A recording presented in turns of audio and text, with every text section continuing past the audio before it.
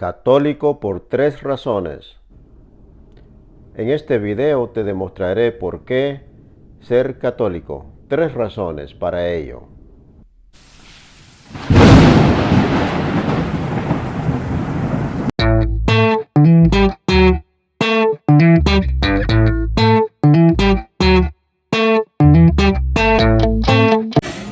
Y la primera razón que tengo, compañeros, amigos, hermanos y hermanas, es esta: que la Iglesia Católica es la verdadera, la que Jesucristo dejó. Esa es la primera. ¿Y cómo lo sabemos? Pues simplemente Mateo 16, 18. ¿Qué dice Mateo 16, 18? Dice así: y yo te digo, tú eres Pedro, y sobre esta piedra edificaré mi iglesia, y el poder de la muerte no prevalecerá contra ella. El poder de la muerte no prevalecerá contra ella. ¿Qué quiere decir eso? Que la iglesia de Cristo es indestructible. Tenemos la promesa de Jesucristo. Y hay una cita que muy bonita que a mí me encanta. Ahorita la voy a buscar y se la voy a poner en la pantalla. Me recuerda un cantito que cantábamos en la iglesia cuando decíamos: cielo y tierra pasarán, mas mis palabras no pasarán. Cielo y tierra pasarán, mas mi palabra no pasarán. No, no, no pasarán, no, no, no, no, no, no pasarán.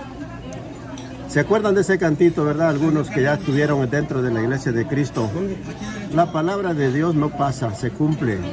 Entonces, yo creo en las promesas de Jesucristo. Él dijo: yo estaré con ustedes todos los días hasta el fin del mundo. Cuando en Mateo 28, del 18 al 19 y el 20, Mateo 28, del 18 al 20, ahí Jesucristo resucitado, dice: todo poder se me ha sido dado en el cielo y en la tierra.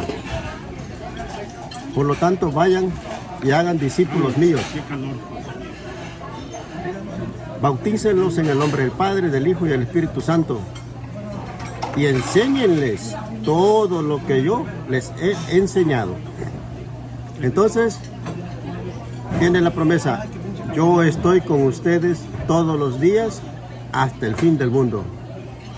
¿Quién cree que Jesucristo cumple la promesa? Todo aquel que es cristiano. Porque no solamente se trata de creer en Cristo, se trata de creerle a Él, porque Él es la verdad. Entonces, ese es el primer motivo. Fíjate que Mateo 24:35, Marcos 13:31 y Lucas 21:33 dicen exactamente la misma palabra. El cielo y la tierra pasarán, pero mis palabras no pasarán. Esto significa que la palabra de Dios se cumple. Él cumple las promesas, tanto a ti personalmente como al pueblo de Dios.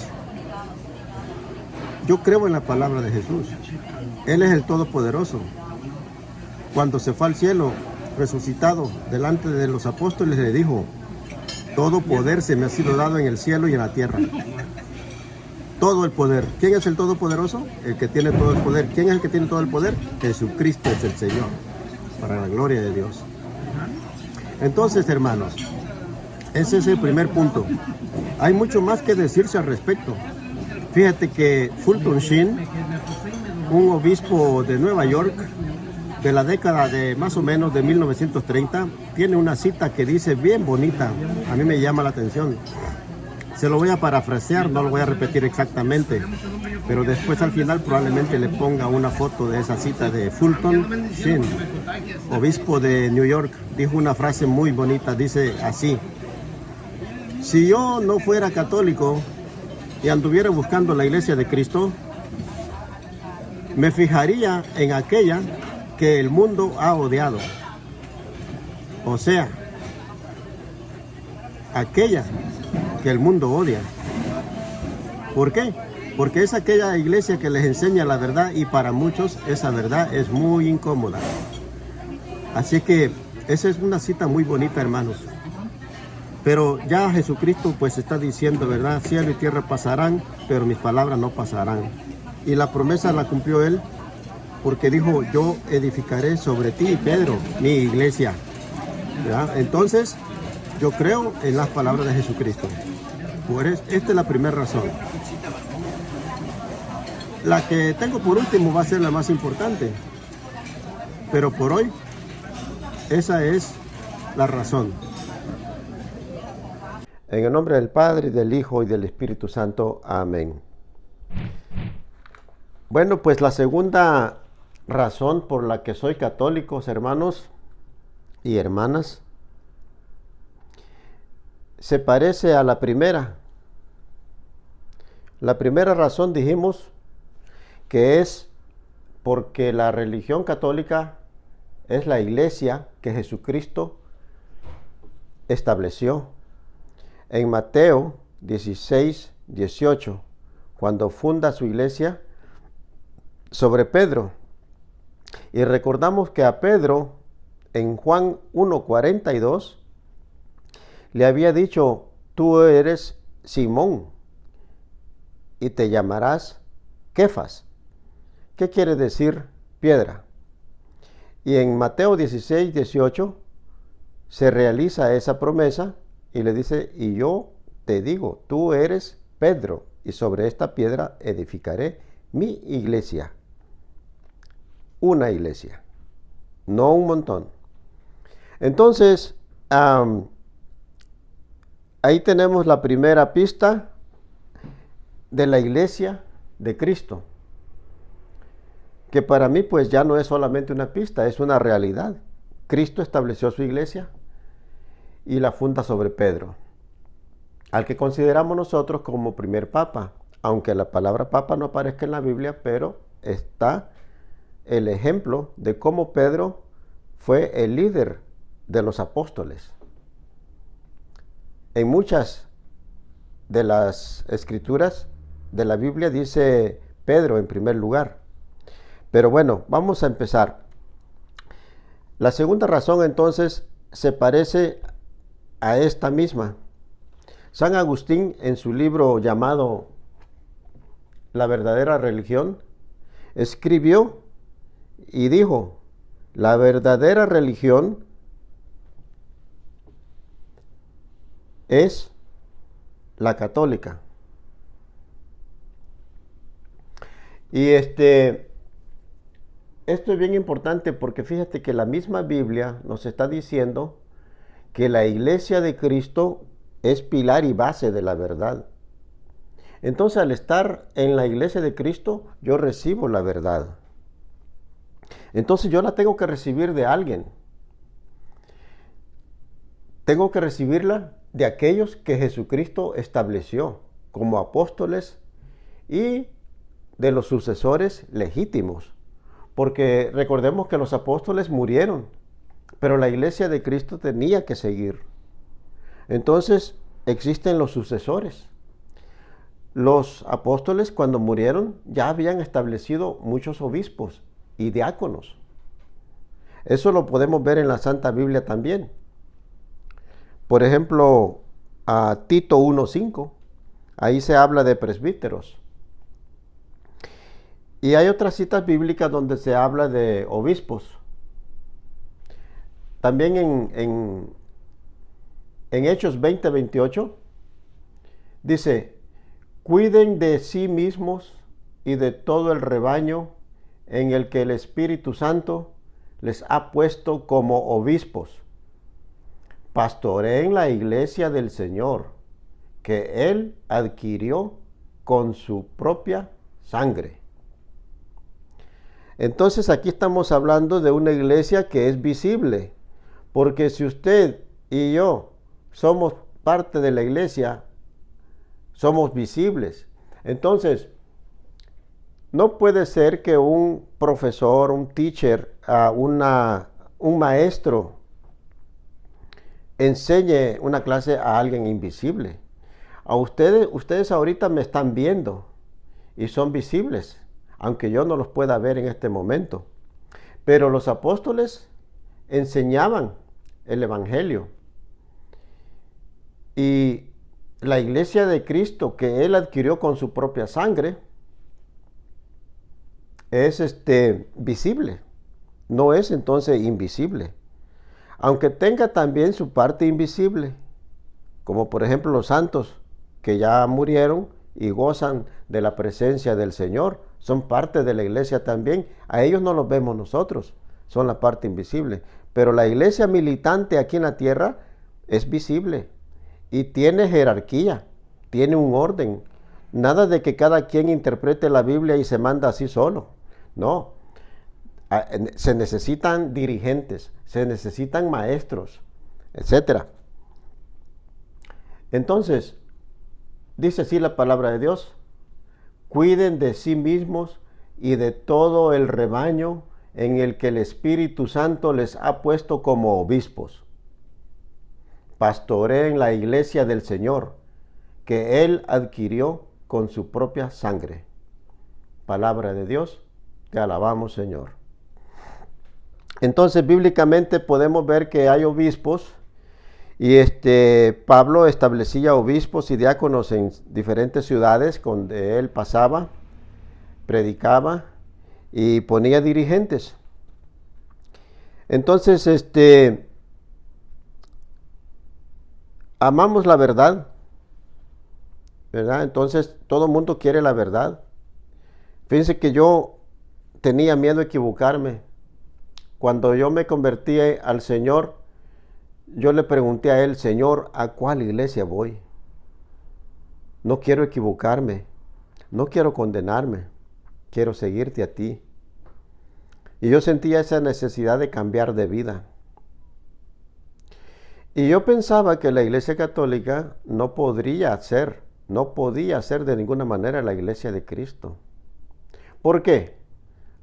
Pues porque había muchos pecadores, había muchos zánganos, había muchos sinvergüenzas, borrachos, mujeriegos, parranderos.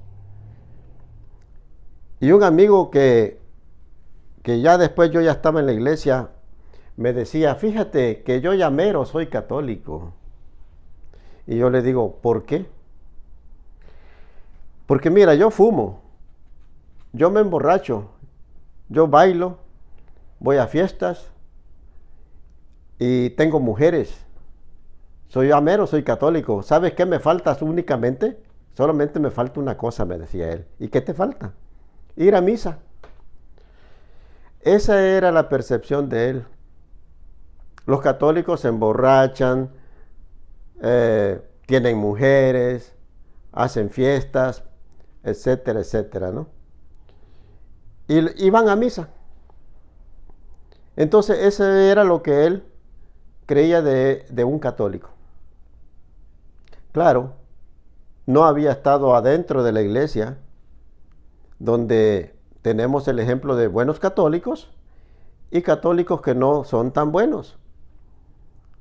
Hay católicos que son católicos más de puro nombre, de chaqueta, como dijo alguien. Entonces, pero no practican. Y ningún sacerdote he oído yo jamás que diga: emborráchense, hagan fiesta, consíganse 2 mujeres, etcétera, etcétera. No. En la Santa Misa siempre se nos enseña a vivir una vida más santa. Ese llamado de conversión siempre perenne en la iglesia. Entonces, si ponemos atención,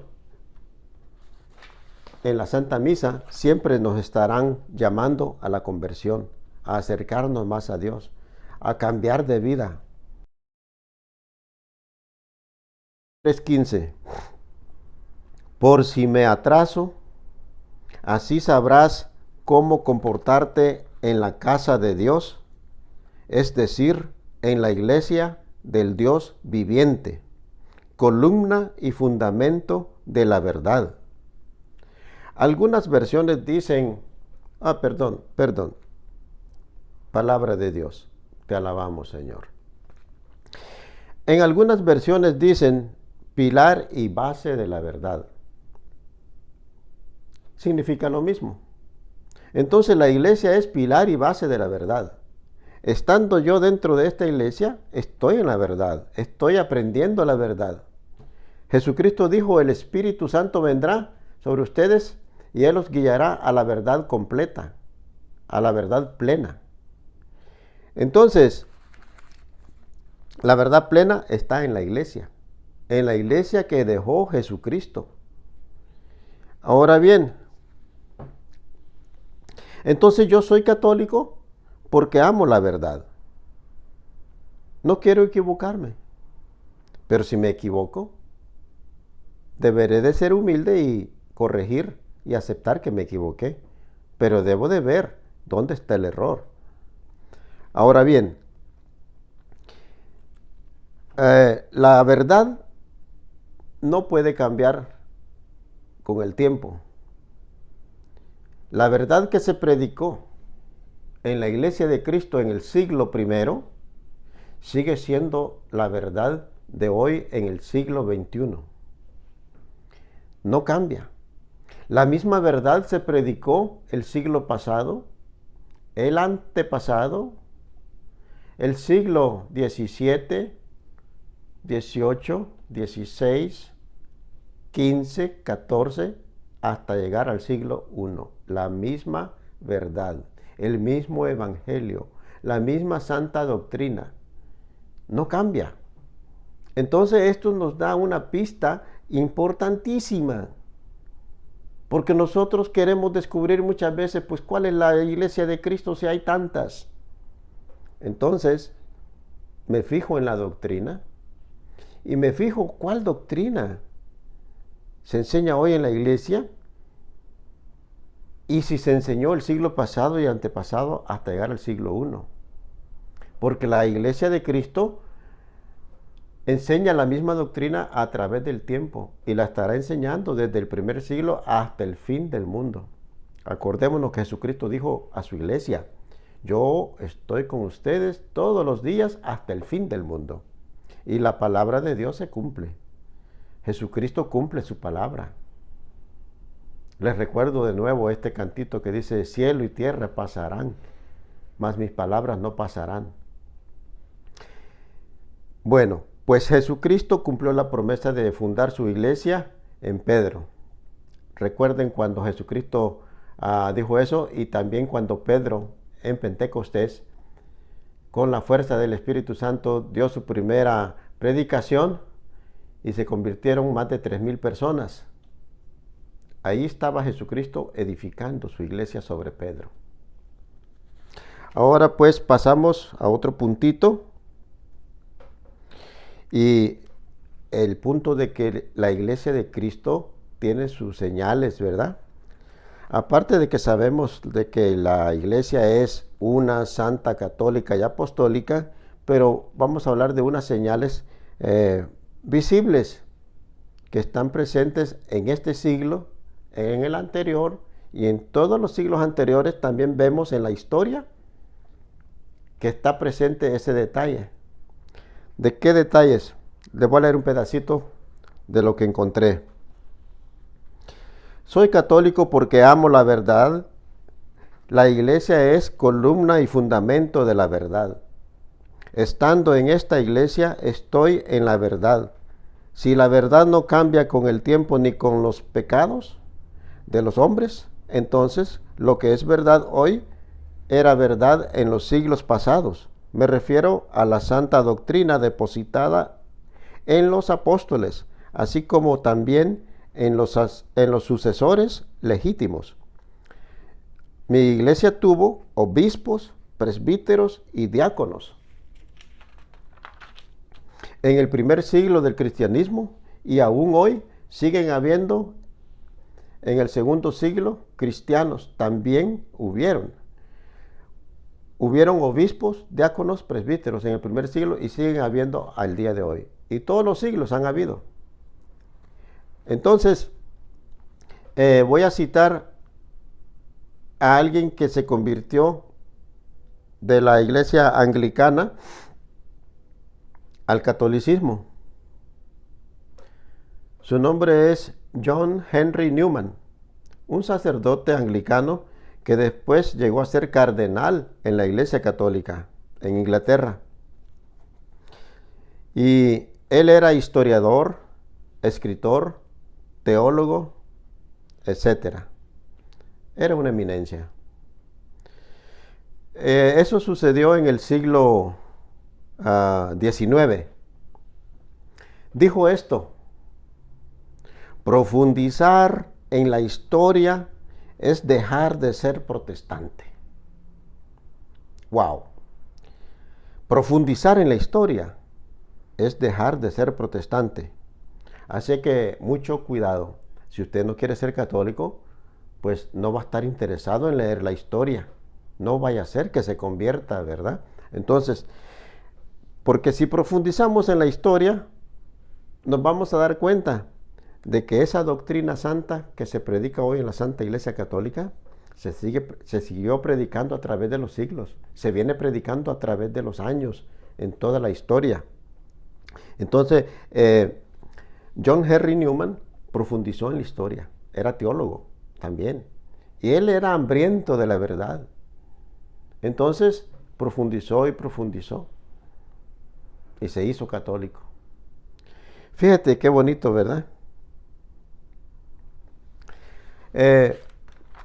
San Ignacio de Antioquía, del año 35 al 107. Nació aproximadamente en el año 35 y fue martirizado aproximadamente en el año 107. Martirizado.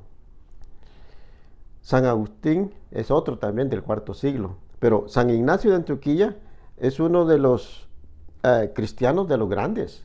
Sabemos que grande solo es Dios, pero hay grandes imitadores de Cristo. Fíjate que San Ignacio de Antioquía murió por no renunciar a su fe. Y mira lo que dijo San Ignacio de Antioquía.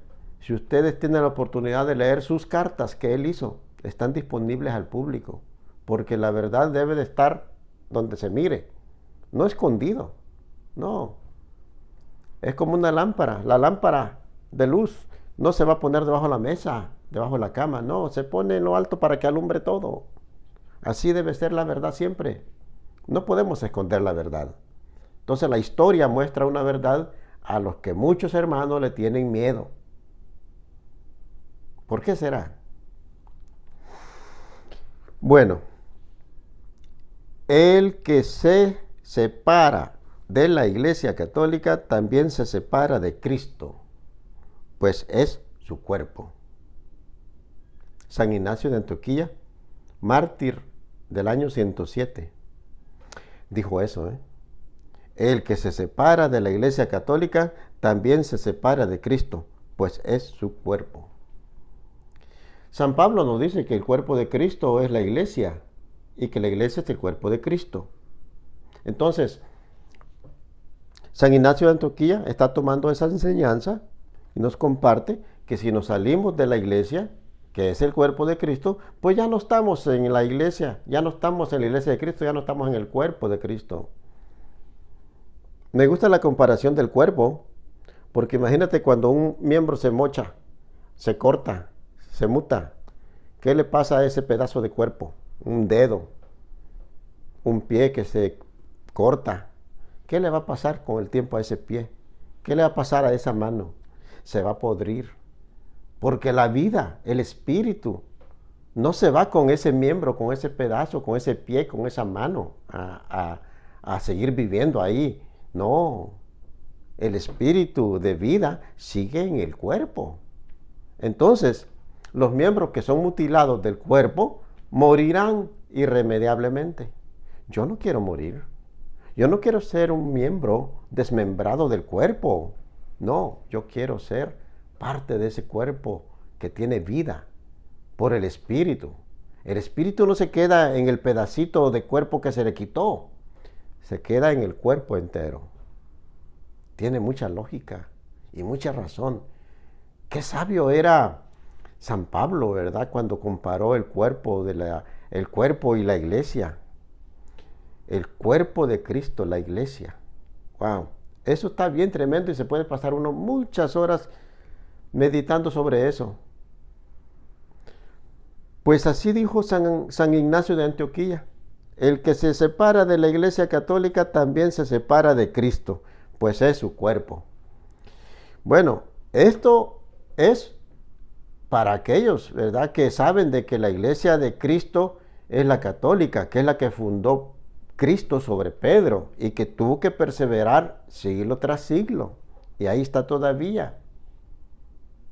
Entonces, hay muchas iglesias hoy en día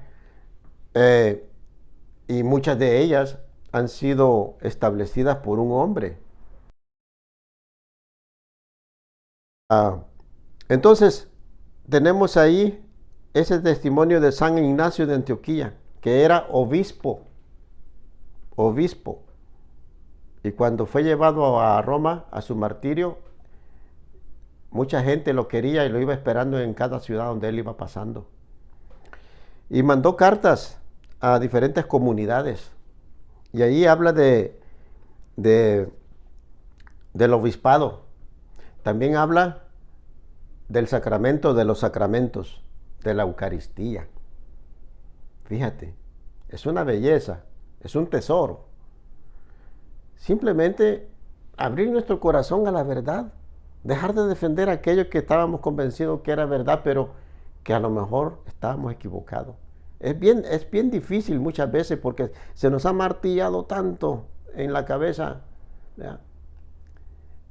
muchas ideas diferentes a las que enseñaron los apóstoles y sus sucesores legítimos. San Pedro dijo que la Biblia, la palabra de Dios, no es para interpretación privada. Por eso la iglesia se encarga de interpretar la Biblia. Bueno, pasemos a lo demás. También dijo a Ignacio de Antioquía, fíjate, San Ignacio de Antioquía también dijo, aún Jesús Cristo es la voluntad del Padre manifestada. Así también obispos colocados en todas partes hasta los límites de la tierra. Tengamos cuidado entonces de no colocarnos nosotros mismos en oposición a los obispos, en orden para que estemos sujetos a Dios. ¿Ok? Jesús tiene todo el poder en el cielo y en la tierra y manda a predicar y a hacer discípulos enseñándole todo lo que Él le había enseñado a los apóstoles, a cumplir todo. No solamente un pedacito, esto me gusta, aquello no me gusta. No, como dice San Agustín, si tú aceptas solamente la parte del evangelio que te gusta y rechazas lo que no te gusta, entonces tú no andas buscando la verdad o el evangelio, sino que estás buscándote a ti mismo.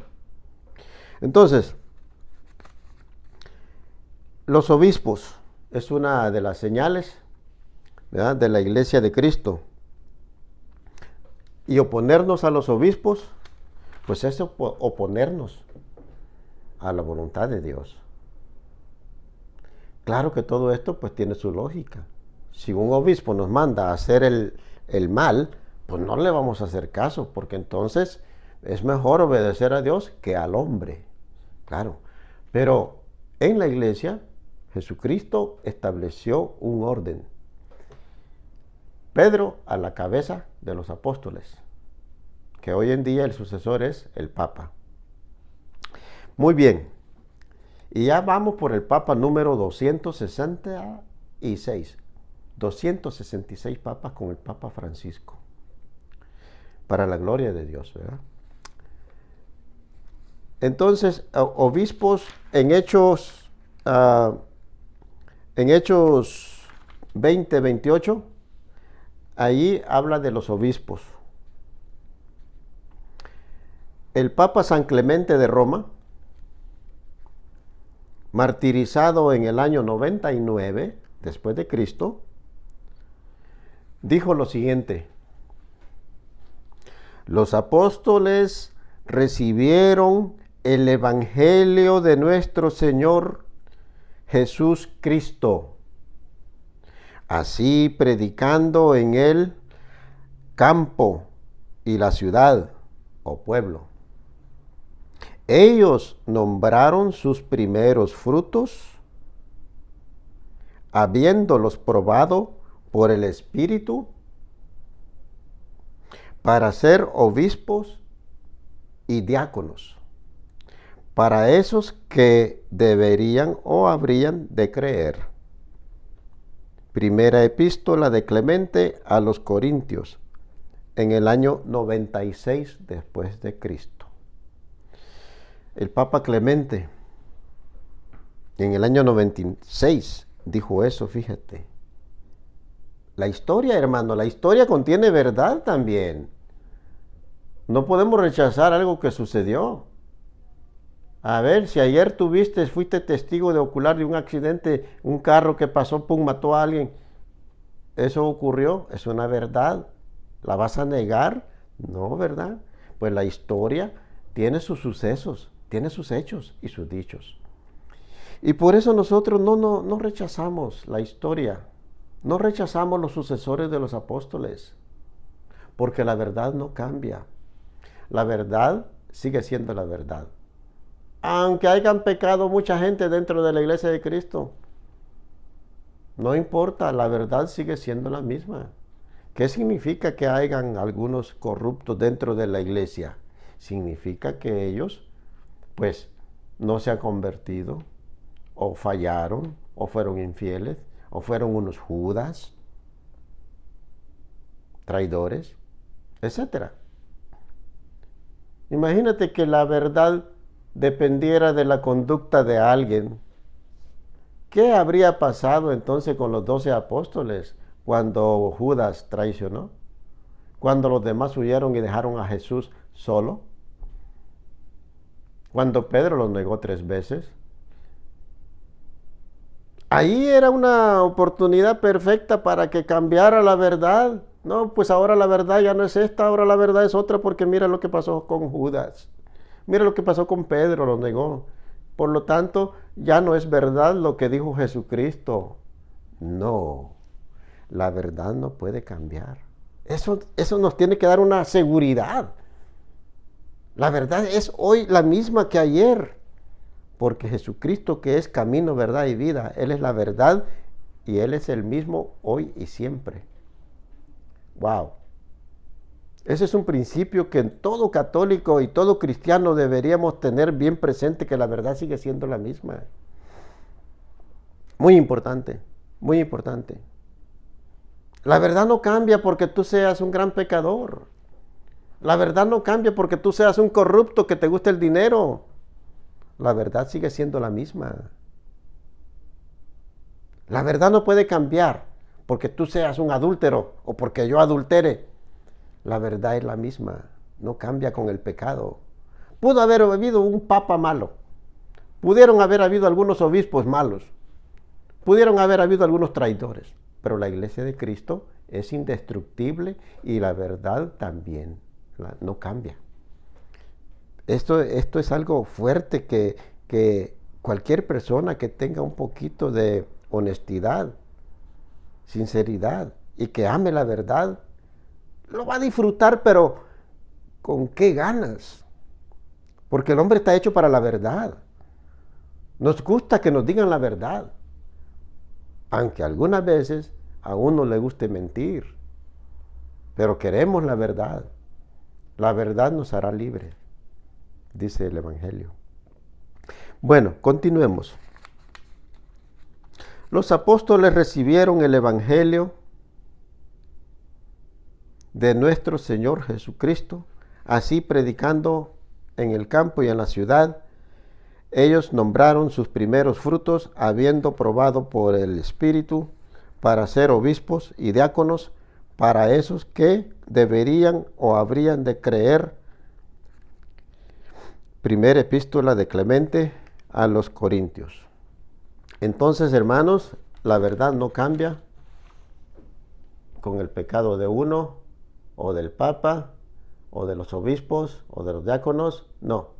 Ciertamente todos estamos llamados a hacernos santos, ciertamente. Pero la iglesia de Cristo siempre tendrá pecadores, porque eso es el trabajo de la iglesia, santificar. Y fíjense que es la iglesia que habla de los santos y produce santos. ¿Eh? Entonces, esto es algo muy valioso, hermanos. Ya estoy de regreso y pues quiero hacer un pequeño resumen de este puntito que es la verdad. Estamos en la iglesia de Cristo porque la iglesia de Cristo, como dice 1 Timoteo 3:15, es pilar y base de la verdad. Es la casa de Dios, como le llaman acá, y también es la casa del Dios viviente. Nosotros los católicos creemos que Jesucristo está vivo, resucitado ahí. No nos hemos quedado con un Cristo crucificado y muerto. No, Jesucristo resucitó. Ya lo sabemos. Y eso es lo que la iglesia de Cristo ha predicado por 2000 años. Ahora bien, entonces quiero pasar al tercer punto. Soy católico, primer punto, porque la religión católica es la iglesia que Jesucristo fundó. Eso lo vimos en en Mateo 16:18. Si ustedes quieren, pueden leer desde el versículo 13 hasta el 19 de Mateo 16. Y el segundo punto fue de que la iglesia es pilar y base de la verdad. Eso es importante porque nuestra salvación eterna está en juego. Esto es cosa seria, seria. Y qué alegría cuando me dijeron, vamos a la casa del Señor. Imagínense qué alegres se sentían aquellos que están hambrientos de Dios, de la palabra de Dios, y que quieren esa seguridad de que se van a salvar, pero que tienen que luchar, porque la salvación pues no es solamente creer en Jesucristo y ya estuvo, ya estoy salvo. No, Él nos llama a participar activamente en su iglesia. Acuérdense que en la iglesia de Cristo hay sacerdocio que estableció Jesucristo, por supuesto. Hay maestros, hay profetas, hay líderes. Entonces, pasando ya mejor al tercer punto, yo soy católico porque amo a Jesucristo, que está presente, vivo, en cuerpo, alma y divinidad, resucitado, en la Santísima Eucaristía, para gloria de Dios. Amén, hermano.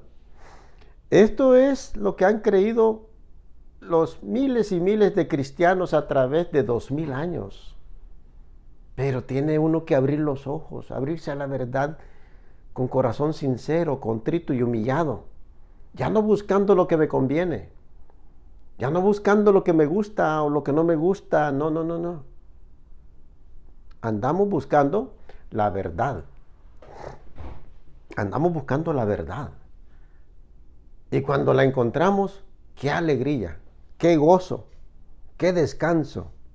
Porque ahora yo sé que tengo una guía de lo que debo de ir haciendo para santificarme. Y eso es lo que hace la iglesia, santificar a los miembros. Cada vez que comemos el cuerpo de Cristo, nos estamos santificando. Ya estoy aquí de nuevo y quiero presentarles lo que decía San Ignacio de Antioquía acerca de la Eucaristía, una pequeñísima parte nada más. Hay mucho que mostrar, pero por hoy, con ese poquito creo que va a bastar. Ya leímos la Santa Palabra de Dios, capítulo 6 de San Juan, en donde Jesucristo nos dice que si comemos su cuerpo, tenemos vida eterna. Y Él nos va a resucitar en el último día. Y que si comemos su cuerpo, tenemos vida. Él está en nosotros y nosotros en Él. Estamos en comunión, comunión. Muy bien. Fíjate lo que decía San Ignacio de Antioquía, lo que dijo él en una carta a los romanos, martirizado en el año 107 después de Cristo. en ese camino, ¿verdad? Él escribió una carta a los romanos y escribió bastante, pero este pedacito que dice aquí, mira, dice, no tengo sabor por lo corruptible, por el alimento que se corrompe, por los placeres de esta vida. Deseo el pan de Dios, el cual es la carne de Jesús Cristo. San Ignacio de Antioquía. Entonces, San Ignacio de Antioquía creía en la presencia real de Jesucristo. La carne, ¿verdad?, de Cristo. El cuerpo de Cristo. Él lo creía. Y enseñó eso. Hay otros santos también que hablaron de la Eucaristía y tomaron en serio y literal lo que dijo el Señor Jesús. Porque fíjate que hay algunas personas que dicen, no, es la palabra, se refiere a otra cosa. Porque dicen que la carne nada aprovecha. Pero ahí no está hablando de la carne de Cristo. Porque si la carne de Cristo nada aprovecha, entonces, ¿cómo va a ser posible que Él fue crucificado y su carne no aprovechó para nada? No. Ahí está hablando de otra carne. Está hablando de lo que es la carne y el espíritu. Nosotros vivimos según el espíritu, no según la carne. Porque la carne nada aprovecha. O sea, si vivimos en la carne, pues no aprovecha nada.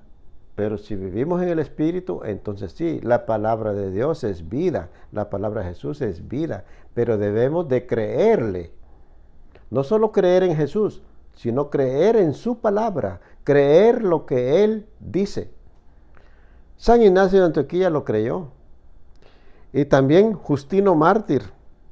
Justino Mártir es otro mártir cristiano que creía fuertemente en la Eucaristía y dio su vida por esa fe. Leamos un poquito de lo que dice San Justino Mártir ahora acerca de la Eucaristía. Dice así: de la Eucaristía. Y este alimento es llamado entre nosotros Eucaristía, y a nadie es lícito participar del mismo, sino al que crea que son verdaderas las cosas que enseñamos, haya sido lavado con el bautismo, ya dicho, para el perdón de los pecados y la regeneración, y viva de la manera que Cristo mandó, porque no tomamos estas cosas como pan común, ni como vino común, sino que, así como Jesucristo, nuestro Salvador, hecho carne por el Verbo de Dios, tuvo carne y sangre para salvarnos. Así también hemos recibido por tradición que aquel alimento sobre el cual se ha hecho la acción de gracias por la oración que contiene las palabras del mismo, y con el cual se nutren por conversión nuestra sangre y nuestras carnes. Se nutre nuestra sangre y nuestras carnes. Es la carne y la sangre de aquel Jesús encarnado.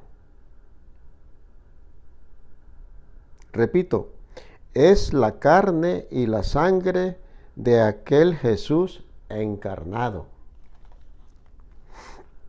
Porque los apóstoles, en sus comentarios que se llaman evangelios, enseñaron que así lo había mandado Jesús, a saber, que Él, una vez recibido el pan y habiendo dado gracias, dijo: haced esto en memoria mía.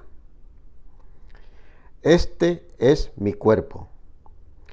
Y que habiendo recibido igualmente el cáliz y dadas gracias, dijo: esta es mi sangre. Y que a ellos solos lo entregó. Mateo 26, 26, Marcos 14, 22 y Lucas 22, 19. Y para que esto se hiciese también en los misterios de Mitra, los malos demonios que lo imitaron, lo enseñaron. Porque os sabéis o podéis investigar fácilmente que el cáliz de agua se pone en los misterios de aquel que es iniciado, añadiendo algunas palabras. Bueno, pues ahí tenemos, ¿verdad? San Justino Mártir. Y pues así podemos seguir. Todos los padres apostólicos, por supuesto, creían en la Eucaristía, la presencia viva y real de Jesucristo resucitado. Así que, hermanos, eso es lo que les quiero compartir, ¿ya? La palabra de Dios nos dice que si comemos del cuerpo de Cristo, el mismo Jesucristo que es la verdad, nos dice, en verdad te digo, si no coméis de mi cuerpo, no tenéis vida en vosotros. Yo quiero tener vida en mí, por eso yo como el cuerpo de Cristo. Así lo entendieron todos los cristianos de los 2000 años, siglo 1, 2, 3, 4, 5, 6, 7, 8, etcétera, hasta el presente. Lástima que algunos no crean. Lástima que algunos perdieron esa fe, porque vinieron otras personas y le lavaron el cerebro y le dijeron que era mentira.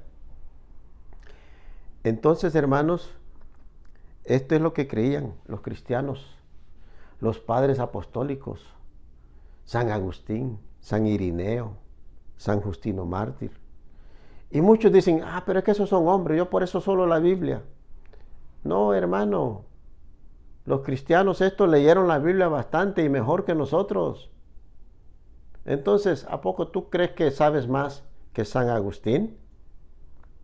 El gran doctor de la fe, el gran doctor de la iglesia. ¿Tú sabes más que él? ¿Tú sabes más que Policarpo? San Policarpo, otro mártir, obispo. ¿Tú sabes más que San Clemente, el Papa del año 99, que murió en el año 99 martirizado? ¿Tú sabes más que todos los cristianos anteriores que nosotros? No, tenemos que ver qué enseñaban los cristianos anteriores en todos los siglos. Y tener fe, ser humilde y dejarnos enseñar. Porque la verdad no cambia. No. Él dijo, yo estoy con ustedes todos los días hasta el fin del mundo. Él dijo, tú eres Pedro y sobre esta piedra edificaré mi iglesia. Entonces, creámosle a Jesús. Y por último, San Pablo también habla de la Eucaristía. Y les pregunta en una de sus cartas, ¿el pan que comemos no es comunión con el cuerpo de Cristo? Y también dice que nos examinemos antes de comulgar, antes de comer el cuerpo de Cristo, porque muchos comen indignamente y se han enfermado y hasta muerto. Dice que el que come indignamente el cuerpo y la sangre de Cristo es reo del cuerpo y la sangre de Cristo. No es reo de un símbolo. No es reo de un pedacito de pita bread, pan de pita, o de una galleta. No. Es reo del cuerpo y la sangre de Cristo. Reo de Cristo, por no discernir el cuerpo de Cristo. Eso lo dice San Pablo. Así que, hermano, próximamente compartiré un video también acerca de la tradición. Muchos dicen, no, la tradición, que aquí, que allá, que no. Bueno, la tradición es voluntad de Dios. La voluntad de Dios. Y los apóstoles también enseñaron la tradición. San Pablo lo enseñó. Y hay citas bíblicas donde se les puede mostrar. Y una vez más está la historia también. Entonces usemos la lógica, la historia, la palabra de Dios y sobre todo la fe en Jesús. Creamos en Jesucristo, pero también creámosle lo que Él dice. No solo lo que me conviene, sino todo completo. Porque Él es el camino, la verdad y la vida. Él es el Salvador, Él es la salvación. Él es el Cordero de Dios que quita el pecado del mundo. Él es Cordero, pero también es pastor. Bendito sea Dios. Entonces, los espero en el próximo video. Pronto estaré publicando entonces algo acerca de la tradición, con citas bíblicas y algo de historia. Gracias y aquí los esperamos.